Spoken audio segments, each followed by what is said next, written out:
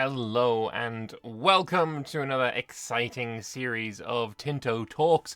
This time we're going to be looking at the Tinto Flavour, I guess, kind of first Tinto Flavour. Last week we had Tinto Flavour number 0, the establishing shot.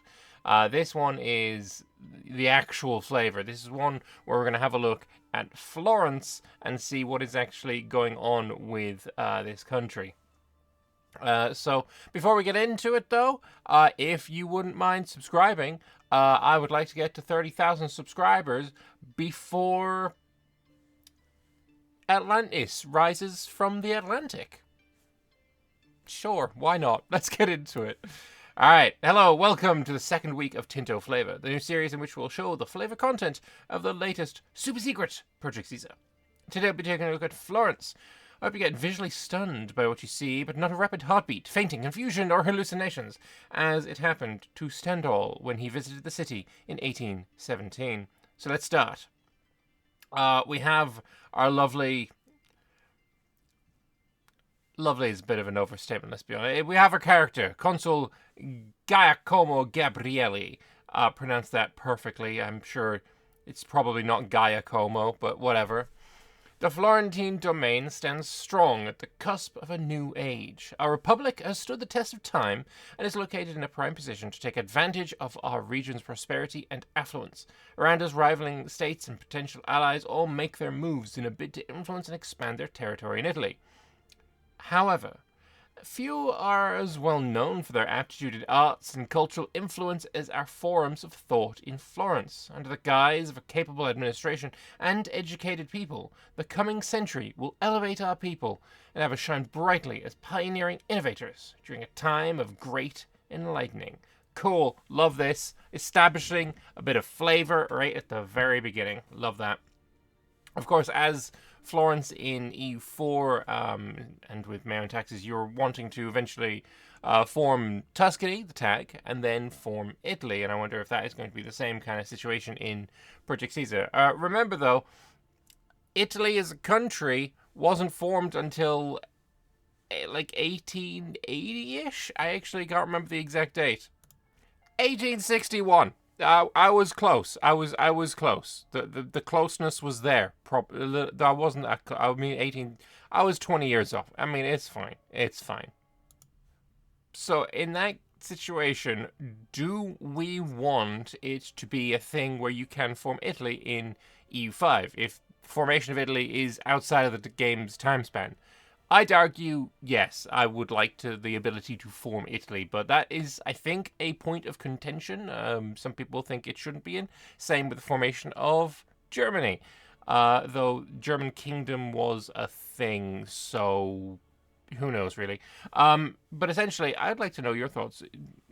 Easy question at the start of the video. Do you think the Kingdom of Italy should be a formable in EU5? I'm curious. Anyway, we are led by Consul Giacomo Gabrielli, 70, 45, 80. I feel like these are pretty decent stats, though who knows? I do find it very funny. As usual, please consider the UI, 2D, and 3D art as work in progress. There's going to be a lot of complaining about the art, just straight up, always. What I will say is this armor kind of looks like a quilted pillow rather than made of metal. It honestly looks like he's wearing a cushion. A silk cushion, but a cushion nonetheless. Anyway, we have two elements here that appear in the country selection screen, aka the lobby. The first is the flavor immersion text that countries with unique content have. They have dynamic localization keys, which are the two words in bold that appear in the text, and which, while hovered, allow to check a game concept. The second is a screenshot of the country name, flag, ruler, and the three main elements that define the country. The government type, it's a republic. The country type, it's settled country. And the country rank, country. The courtroom illustration is a generic one for European countries, but can potentially be unique. Okay, this I don't like. I don't like this at all, alright? Because essentially, when you have generic backgrounds, everyone kind of feels like they're in the same place, and that kind of sucks. We had this problem with Imperator Rome, right? Everyone kind of, especially all the Diadochi, had a very specific background that was all just kind of identical, and yeah, I wasn't a big fan of it. So hopefully these are going to be slightly more varied, right? I don't want to be able to, click on a bunch of random countries and have them all just be essentially looking like they're in the same room, because that gets real samey real fast. But anyway, so yeah, we've got here government type, the green hat for republic, country type of settled country, and then a country rank county. That's not country, it says county. My bad. So okay, good enough. Into the country itself, Florence looks like it has 1, 2, 3, 4, 5, 6, 7 locations to start the game. I think Prato is either a different country. I think maybe it is a vassal. Maybe that could be it. Tuscany is a lovely place, isn't it? Ooh, I do like this kind of like filigreenness. That looks cool. That looks cool. The Republic of Florence is a Signoria. I assume I pronounced that perfectly, which is a unique major government reform for Italian countries. So when implemented, we get elective potestate. I've never heard of that either. So we go decentralized, less crown power, replacing cabinet members costs less, that's nice, and improved relations is slightly better. It is a specific Italian form of republican government. Power is concentrated in the form of a signore. These individuals are elected for a specific period of time, usually from the most influential members of the city, but in many cases they are also foreign rulers who are invited to rule the Signoria. Reform unlocks the succession law, the elective potestate. Potestate, I'm sure that's how it's pronounced. Ruler is selected from a country that has a presence in the region of the capital, so you don't actually have to have a Tuscan or a Florentine taking over. If you're in the same region, then you can be elected there. That's kind of cool.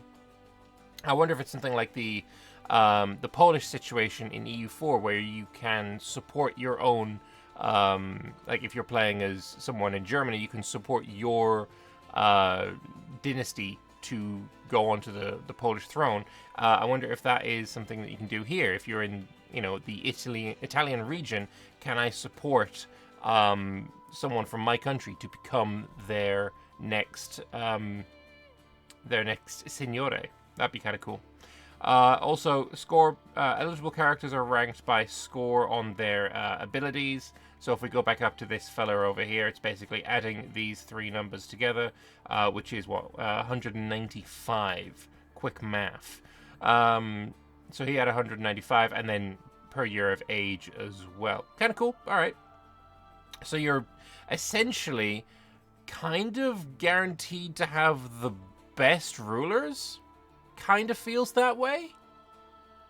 Because if you're basically choosing the best ruler among all of the eligible ones, and your rank, I mean, the only thing is you may end up having someone who's slightly older, but if you've got someone who's very, very good and very young, that's really good for you, right? Rules for life as well. This seems like a really powerful succession law. I'm vibing with the nuclear bomb of elective potestate. I like that a lot. Florence also has a unique estate privilege for its Senate, which is the name of the nobility for republics. The Signora Council gives plus 5% estate loyalty for the nobility, the Senate, and plus 50% power. Maximum tax for a noble estate minus 10%, so you get less taxes from them. But their stability will decay a little faster. The Signoria of Florence is the name of the Council of 9 that governs the city. Its members taken from the different guilds. Every 2 months is a lottery to renovate the council, so the constant shuffling ensures that the interests of the Republic prevail over the personal ones. The fact that all its members come from the guilds, though, makes it so that the same families are always the ones in charge. Cool. Okay, nice. And a unique estate privileges for the burghers, the Florence guilds. Florence guilds or Florentine guilds? I feel like Florentine guilds kind of works better there, but maybe I'm not. Maybe I'm wrong. So the burghers get a little bit of extra loyalty, more power, more plutocracy, monthly inflation going down, probably going to be quite interesting, and bank interest minus 1%. If this is anything like interest per annum from EU4, this is huge. But we also have zero information about how that works, so who can even say?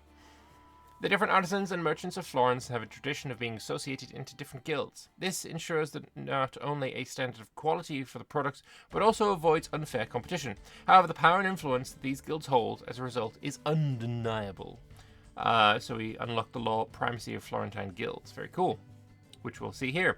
This unlocks the unique socio-economic law, the primacy of Florentine guilds. See? Florence guilds, Florentine guilds. I feel like this just sounds better. In which you can pick one of 3 policies to embrace, promoting one of the 3 different types of guilds. So arti minori, arti mediani, and arti maggiori. So we got the burgher estate satisfaction equilibrium going up, the burgher's power going up, production efficiency, which Johan has said is a very powerful modifier. When we were looking at the various advances that are in the game, people saying, oh, why would you take these? Because it's so weak compared to these ones over here. And Johan's response was basically, production efficiency and trade efficiency, we're considering nerfing them because they are such powerful modifiers. So, yeah, 10% seems like it might actually be very, very important. But anyway, the powerful mercantile institutes that make up our social context, the merchant guilds, are an important proponent to our continued prosperity and affluence. Though all of them are important, it's undeniable that some will be able to obtain more power and influence than others. So the Arti Maggiori gives more burgher satisfaction, equilibrium, more power, more production efficiency. So that's the one we see here, Arti Maggiori. The Mediani, possible burghers in towns and cities, plus 100. I like that. More population, getting more burghers seems like a pretty useful thing. Just going off how it was in Mayo and taxes, which seems like a pretty good baseline for understanding like what kind of dynamics you want in your pops, right? Nobles are, you'd want them if you want more military might. Burghers are good for money, and when we're playing in Italy in Mayo and taxes, having lots of burghers was a very good thing. That's their city folk, and northern Italy is very densely packed with cities, and you want, I think, to have a lot of burghers if you're playing in Italy. So definitely I'm thinking this might be something that I might gravitate towards. Building costs going down, of course, would be nice. They don't like that, though. Satisfaction equilibrium goes down a little bit as well. And the Arti Minori, monthly progress to free subjects, the satisfaction goes down quite a bit. Peasants' satisfaction goes up quite a bit. And the maximum RGO size in towns and cities goes up quite significantly. So this might also be... look, it seems pretty balanced, because I like this, and I like this. So, yeah, we'll see. Florence also has another unique policy for the legal code law, which is the Consiglio Maggiore. Sorry, Consiglio Maggiore. That's not racist, is it? I'm sure it'd be fine. Anyway, the noble's power goes up a bit, the burgher's power goes up a bit, peasant estate satisfaction equilibrium goes down quite a bit, but you get an extra cabinet seat, which this seems like a super important modifier as well. You're limited, I think at the start of the game you have 2. Getting +1 at the start of the game seems like a really, really good thing for you. Those are basically the jobs that you can send characters on to improve a location, improve, I think, relations with other countries is also in there. No, it's not. That's diplomatic actions. Changing, encouraging migration and all that kind of stuff. Cabinet seats, they seem really, really powerful. So definitely seeing this, very handy. And it's a policy of the legal code law, and it'll take, a couple of years to implement. Body of aristocrats and various classes of citizens, including merchants, artisans, as well as bankers, the Consiglio Maggiore is in charge of the autocratic apparatus within our republic. We also have 13 unique advances for Florence, spread among the different ages. A few selected ones are the Arte della Lana, which gives fine cloth output. The Fiorio d'Oro, giving tax efficiency. Again, from what we have been told, tax efficiency is going to be a pretty powerful modifier. The Florentine Citizens Militia, giving monthly army tradition. The Uffizi, which gives a building. I imagine we might be seeing this on Saturday building time, maybe? So let's see what these flavory are. One of the most influential industries in Florence, the production of quality cloth supported by a strong workforce, has built the fortunes of many prospering merchants and powerful individuals across the centuries. The Fiorino d'Oro is a very powerful currency, backed by an excellent golden purity and shared by many states and institutions across Europe. By adopting the florin as our currency, we are sure to positively impact our income and cut down on monetary deficiencies. What I will say is, it may be technically the florin, but look, all in-game currencies are ducats. That's just how it is. I was playing a little bit of Total War Warhammer 3 yesterday. I was playing as the dwarves. I had a really nice income by turn 20 of, 8,000 ducats. So it's just how it is. It's just how it be. And I don't make the rules. You play Victoria 2. Is it pounds? Nah, it's ducats. CK? Ducats. Stellaris? Space ducats. It just is. It just is that way. So the Citizens Militia unlocks the Florentine Citizens Militia army levies. And if our people are to stand the test of time, they must be ready to quickly mobilize in the defense of our ideals, forming a citizens' militia equal in experience and ferocity to other armies in Europe. It will surely assist in the protection of our domain. Very cool. And then the Uffizi, originally meant to consolidate the administration of several guilds and agencies, the Uffizi is a valuable source of centralized power while preserving and displaying the various works of art as a sign of cultural superiority and an exhibition of affluence. Very cool. Very, very cool indeed. I think definitely we're going to be seeing this on the Saturday building. I think that's just the way it's going to be. Speaking of the Florentine Citizens Militia, it unlocks a unique type of army levy unit. So we get our Florentine Citizens Militia, you get 2% of them. No modifiers affecting it. It's an army and naval levy, okay. Right, and here is their stats. Let's have a look at this first, though. The shifting landscape of diplomacy and war in the Italian region dictates that we should not entrust our defense and sovereignty to paid condottieri. Instead, we should erect an able body of Florentine citizen militia, quick to militarize and lacking no qualities when compared to other troops, to defend our domain from prospecting conquerors, the bastards. So they take weaponry and leather, maintenance of weaponry and leather, 4 manpower monthly to have them raised. They are in brigades, units of 1,000. They got combat power. These stats, I'm sure I could pull up the military dev diary and compare it to. I think the Mongol horses are in that dev diary, but really it needs comparing to other infantry, and I don't remember any other infantry that have actually been shown.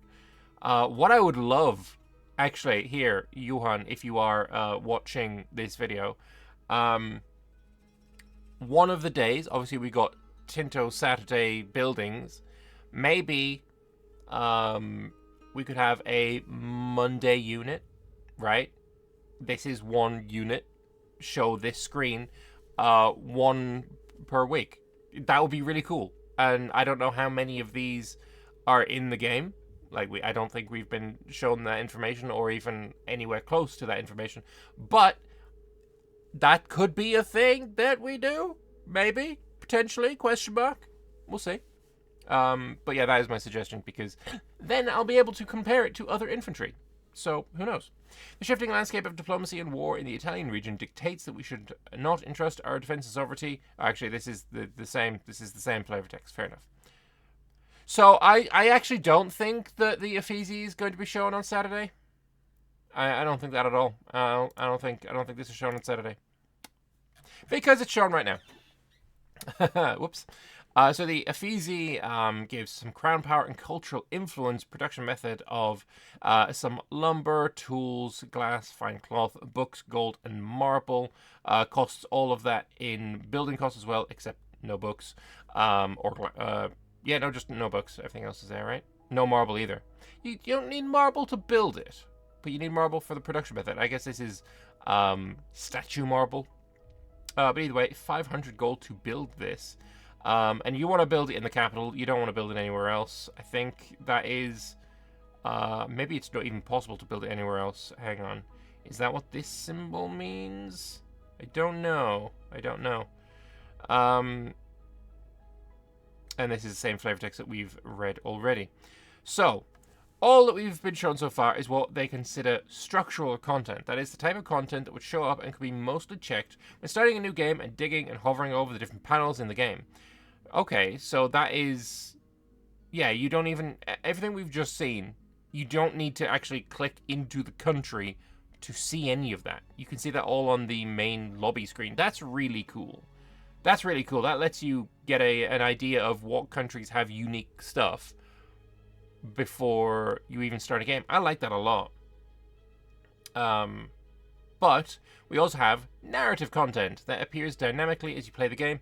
Oh, and a comment though. Although we usually have a minimum amount of structural content and narrative content for each country with unique flavor, it's widely diverse. So some countries have more structural ones than others, and some have more narrative content and vice versa, with others having a balanced amount of each type.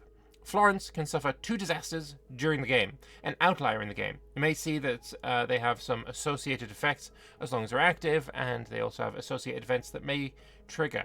8 for the Ciompi and 13 for the Savonarola. Savonarola is one of the things that was shared with us a few weeks ago. There was something about the Savonarola that we saw a couple of weeks ago, maybe more than a couple of weeks ago, but I do remember that. Here you have the first one, the Ciompi revolt. I have no idea how you pronounce this. So it has a 5% chance to appear each month, and then you get the Republic of Florence gaining negative estate satisfaction, especially for the burghers and the peasants. Your wool and silk output goes way down. If you have less than 90 Republican tradition, if you produce more than a little bit of fine cloth and wool, if your burghers have less than 60 satisfaction, same as the commoners, and you have less than 35 stability. So keep your stability up, keep your satisfaction up, keep your Republican tradition up, and you won't suffer from this. One thing I will say is here. 5% chance to appear every month is very different to 5% chance to increase progression by 10%, which is what we have in EU4. Are we going back to a situation where as soon as a revolt or a disaster is a potential, then it is a randomly fired at some point that you can't prepare for, rather than an inevitable ticking up where you can predict the exact date when it will fire? I am not... This definitely feels more realistic. This definitely feels more organic. I don't know if I like that because I like heading off disasters before they fire. I don't know. This is interesting. I think maybe this needs to be paid attention to. Right? This is the old way that rebels used to work in EU4. People didn't like it, so they changed it into a predictable ticking upness. I'd be interested to hear your thoughts on this one, because I'm undecided. Because this feels better. It feels more... Sorry, it feels not better, but it feels more flavorful. But I have also gotten used to a bit of predictability with disasters, which... I mean, and maybe I shouldn't have predictability with major disasters. Either way. A time of uncertainty for Florence. The Ciompi, which are comprised of citizens, peasants, and members of low-tier guilds, are threatening with open revolt. Heavy taxation and very little representation are some of the factors that have given way to the rise of such a widespread revolt. So we have the rebellion art in the background. So this is the art that we saw before, and they had a ruler in front of it, which looked really bad. But the art behind it, with it just being this looks great. I think this looks fantastic. This, yeah, I like this a lot. So to end it, you require 65 burgher satisfaction and 60 peasants or commoners satisfaction. Each month you have a few possible outcomes. You get various events that happen. Basically, 1 in 20 chance, roughly, of an event firing. Fair enough. Um, gente nuovo, the popolo minuto, spread of the miserables. I don't know. I don't know what accent I tried there. Workers flee the burden of tax, the power that be, and pressure and reform events, whatever those are. And the second one is the rise of Savonarola. Monthly progress to traditionalists goes up. Estate satisfaction goes down by a huge amount. Stability investment goes down by a lot as well. Will end when Girolamo Savonarola is dead, or if you are a theocracy. So this happens if it is greater than 1470, between 1470 and 1530. If you're not in a disaster, if the clergy have less than 80% satisfaction, and you have greater than 30 spiritualist versus humanist. So if you want to avoid this, humanist path on your societies. Nice. An upstart preacher started to spread his apocalyptic message, advocating for repentance and reform. His message is causing quite a stir among the population, and for sure it's a sign of changing times. Look at him. Girolamo. Actually, this does look... Okay, this is the first character art that I think actually looks kinda decent. An upstart preacher has started to spread his apocalyptic message. This is the same. A proposition has come to us to invite this preacher to Florence, arguing that we will gain much from his presence in the city. At the very least, we'll be sure to benefit from the pull his words have among the masses. So if we invite him in, we change societal values towards traditionalists, and currently we're 40 towards innovative. Yeah, okay. The rise of Savonarola. So here he is. 75, 47, 79. I mean... Is this gonna try and make him our ruler? Theocracy with him as the ruler. Maybe that is what it's wanting. So we get, 1 in 20 chances of various events. Savonarola preaches. Savonarola. That's very hard to say this word. The formation of the Piagoni, Savonarola's fame grows, Savonarola takes control, Savonarola is summoned to Rome, Savonarola's bonfire of the vanities, and the excommunication of Savonarola, and then the trial by fire. Very cool. So yeah, to end it, he needs to die. Background illustration is a generic one, but will receive a unique one. Nice. Also, inviting Savonarola to Florence might not be a wise decision. Okay. Maybe if I burn him. Besides disasters, there is a bunch of interesting flavor DHEs, dynamic historical events, that can happen to Florence, of which I'm going to show you a selection. The first one is the creation of the Medici Bank in the form of a building-based country ruled by a member of the Medici family, of course. So we have Chairman Talento, I bet he's very talented. The formal establishment of the International de Medici Bank is of no surprise to us. For decades now, the de Medici family members have participated in banking to a lesser scale. Their hard work, excellent management, and excellent connections have granted them the opportunity to shine among the stars. With their competition having suffered a financial crash decades ago, the new bank might be able to fill the void that has been left by the crisis.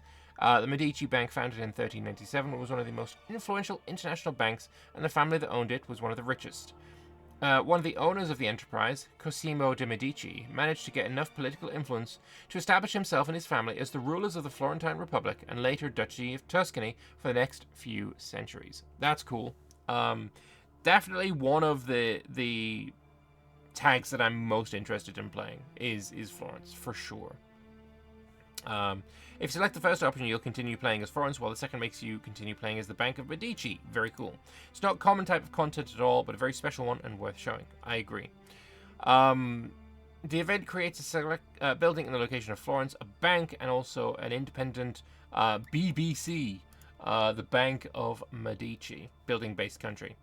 So we have the Bank of Florence, 100 employed burghers, requires some gold, requires some paper, gives you some trade advantage, tax base to the owner, maximum level of 1, it has a bunch of market access, and it's owned by the Bank of Medici. Very cool. Oligarchic elective, no population. I imagine that's probably going to be the same for all banking-based countries, because I don't think you can share population.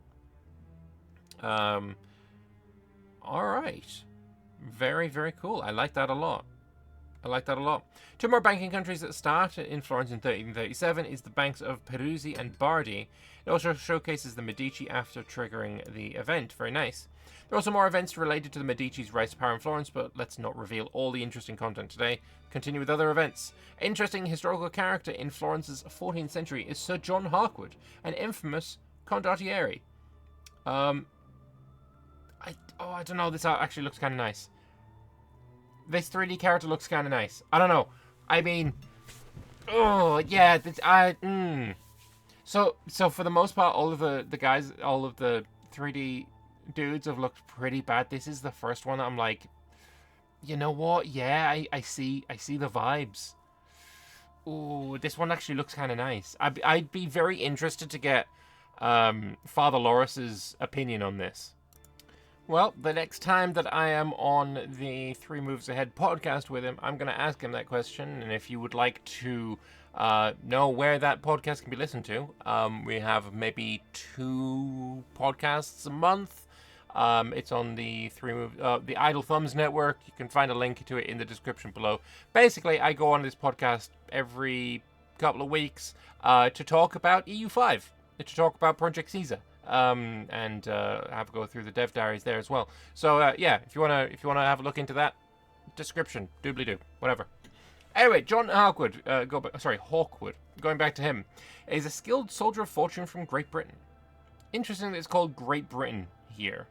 Maybe this is a much later, no, 14th century. Why is it called Great Britain in the 14th century?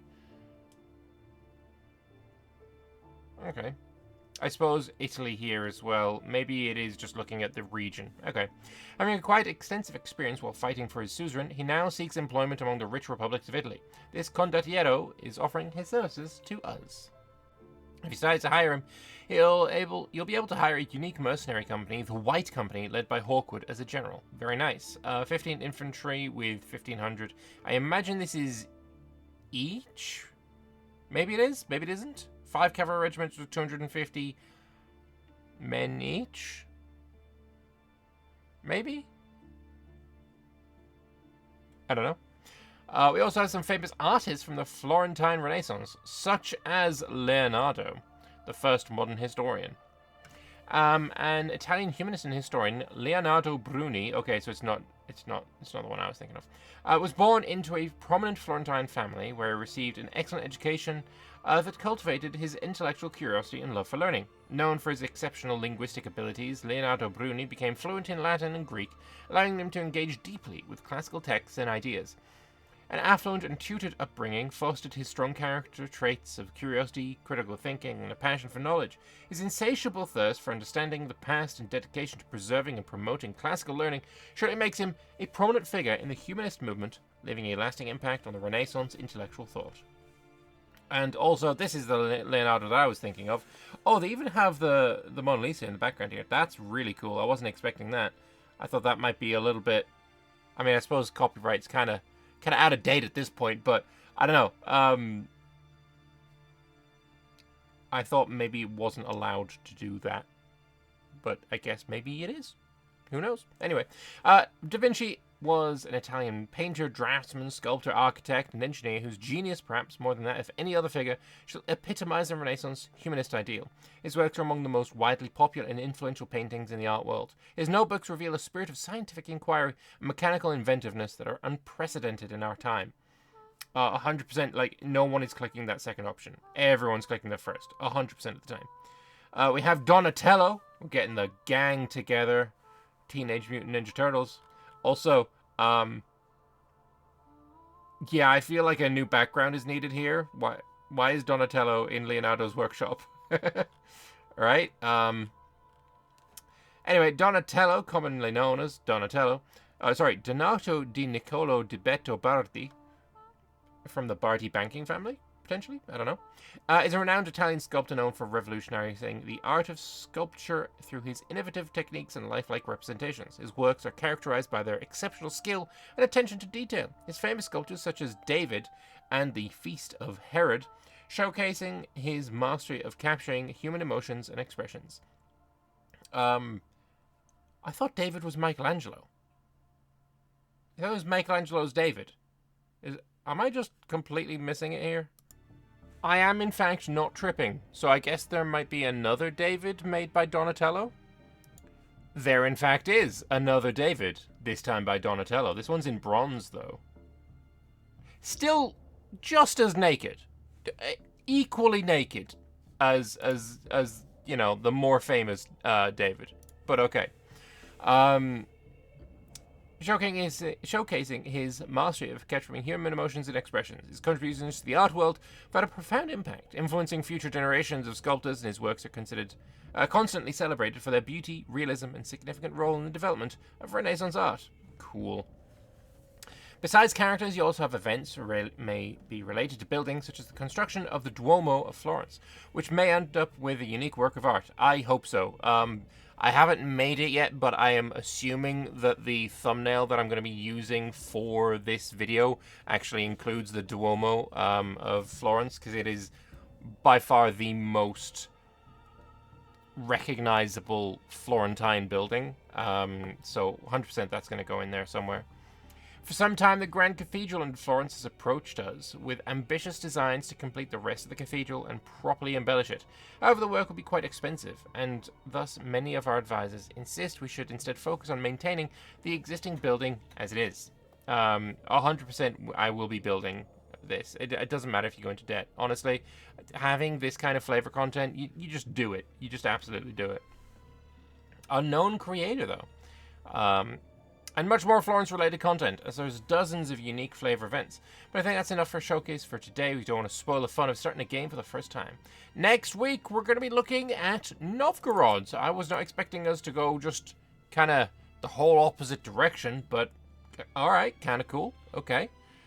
I loved this. This was fantastic. That is getting a love from me. I would like to know what you guys think, though. This is... Like I said before, if you have played Mayo and Taxes, you have found a country in Mayo and Taxes that you have enjoyed playing in Mayo and Taxes, the mod for EU4, if you weren't aware, I do think that the same level of enjoyment will be found in EU5, right? Enjoyable countries in Mayo and Taxes, probably going to be very enjoyable countries in EU5. Florence was the first country that I played a big multiplayer in EU5, in Mayo and Taxes, and I thoroughly enjoyed it. It was a very, very good time. I am of the opinion that we are going to really enjoy Florence in EU5. I think it's going to be a phenomenal country, and I think it is going to be the country that I play in multiplayer first. Obviously, my first campaign in single player is going to be, you know, the Roman Empire, but definitely I'm vibing Florence for multiplayer. That seems like something I'm going to do. But I'm curious, is this on your list of countries that you want to play early days? What is your top 5? What is your first 5 countries that you're going to play in EU5? Let me know in the comment section below. Again, if you would like to help me get to 30,000 subscribers, subscribe. That's how it works. I will see you in a couple of days for the Tinto responses to both this Dev Diary and the previous one that we got on Wednesday. Thank you oh so very much for watching, and I will see you then. Bye-bye.